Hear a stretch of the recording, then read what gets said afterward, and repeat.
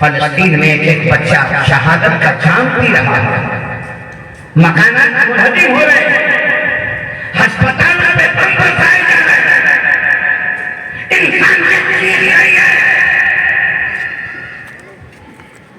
मगर सऊदी हुक्मरान ऐशो तरफ के और नाच गाने के माहौल में जिंदगी बसर कर रहा है।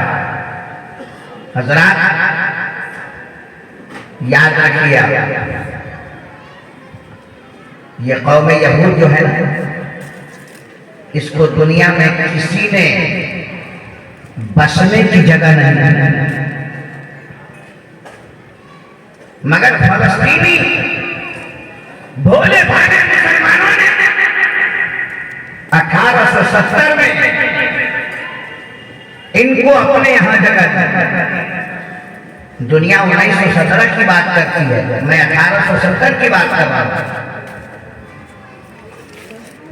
1870 में उन यहूदियों को सिर झुकाने की जगह फलस्तीनियों ने दी। ये भोले भाले फलस्तीनी मुसलमानों की गलती थी, और वो इसलिए कि मेरे आका ने यहूद को मदीने से बाहर निकाला, जिसे रसूल ने मदीने की रियासत में निकाल दिया। ये पैगाम दे दिया था मेरे मुस्तफा करीम ने, क्या मुसलमानों ऐसी साजिशी कौम पे होशियार रहना, जिसे तुम्हारा नबी अपनी रियासत में बाहर कर जाए, उसे अपने घर में कभी न बसाना। यही गलती फलस्तीनी मुसलमानों ने की और उसी गलती की सजा आज वो भुगत रहे हैं।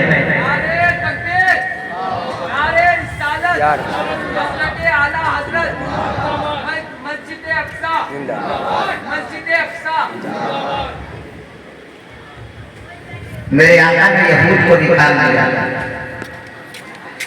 क्यों निकाला? तारीख पढ़ो।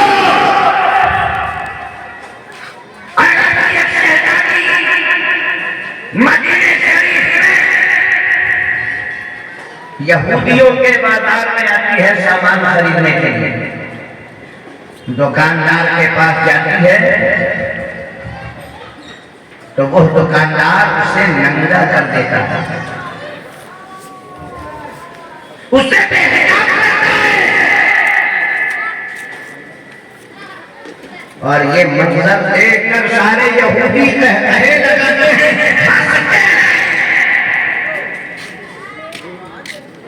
उसी बाजार मदीना में जो यहूदियों का बाजार उस अरब एक जवान को आवाज लगाई, तुम मेरी आबरू खतरे में है और मेरी हिफाजत के लिए एक अरबी नौजवान आता है। और जब उसने ये मंजर मुलाहिजा किया, उसके अंदर का खून खौल जाता है और दुकानदार को वो हला कर देता है, उसे मार देता है। हमारी ये इस्लाम की बेटी को बेहिजाब किया था एक यहूदी दुकानदार ने, तो अरब के उस नौजवान ने अपनी खैर का मुजाहरा किया और यहूदियों के बाजार में उस यहूदी का कत्ल कर दिया, उसे मार दिया। एक तारीख हमारी हो रही है कि एक बेटी की इज्जत बनाई तो उसका बदला एक अरबी जवान ने लिया।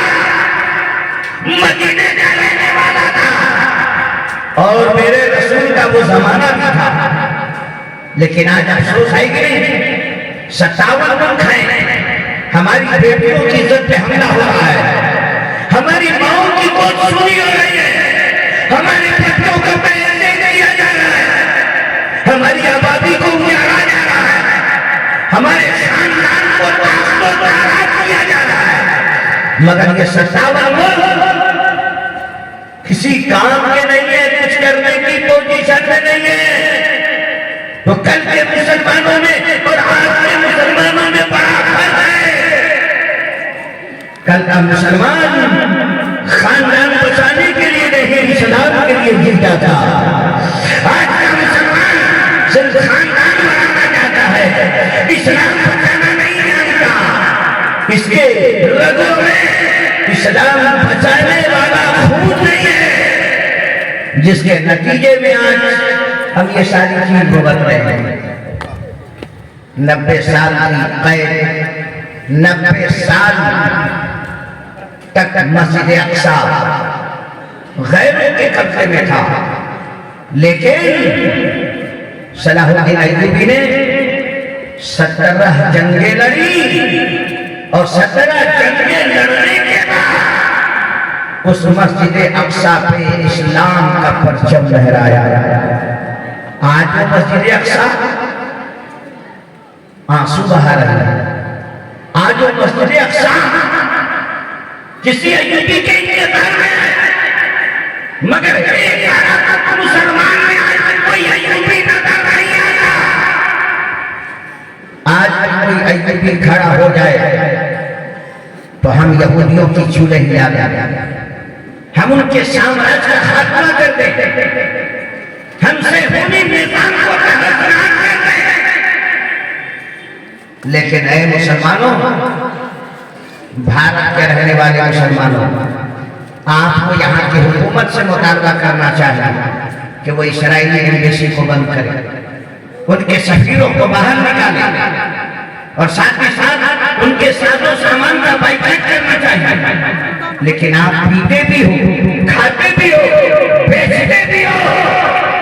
तुम अपना घर चलाने के लिए अपने मजलूम भाइयों के मलबे में दबी हुई लाशों की सिसरियां सुन नहीं सकते, महसूस नहीं कर सकते। धरने से इस्राएली चीजें तुम पीते भी हो, खाते भी हो, बेचते भी हो, तुम्हारे हाथ इन कामों से रोक नहीं पा रहे हैं। पर अगर नौबत आ जाए फलस्तीन जाने की तो तुमसे क्या उम्मीद की जाएगी? तुम सर दोगे, तुम जान दोगे। एहतजाज के लिए सड़कों पे निकल करके तो ये जोश दिखाते हो, क्या अभी मौका मिल जाए तो पलक पलटते तुम फलस्तीन के पागल में पहुंच जाओ। लेकिन तुमसे एक छोटा सा काम नहीं होगा कि तुम फलस्तीनी चीजों का बाइकाट नहीं कर पा रहे। इसके लिए बताना पड़ेगा। तुम्हारे बाप को कोई गाली दे तो सदियों तक बात नहीं करते हो। तुम्हारे खानदान पर कोई उंगली उठाए जिसका वो माफिया करते हो, उसका सोशल बाइकाट करते हो। क्या उस वक्त इंतजार करते हो कि मस्जिद का इमाम कहेगा तो वो माफिया करेंगे, सोशल बाइकाट करेंगे, बातचीत बंद करेंगे? इंतजार नहीं करते। अपने खानदान की इज्जत पे बनाए तो फैसला खुद करते हो। मुस्लिम की तबाही हमारी निगाहों के सामने हो रही है, तो यहाँ फैसले के लिए इमाम का, आलिम का, मुहद्दिस का, मुफस्सिर का इंतजार है। तुम्हारी गैरत ईमानी कहाँ चली गई है? यहाँ फैसला किसी के कहने पे न करो, अपने जमीन के फैसले को दुनिया के सामने नाफिज करके बता दो कि हम गुलामाने मुस्तफा हैं, बदल जाते हैं।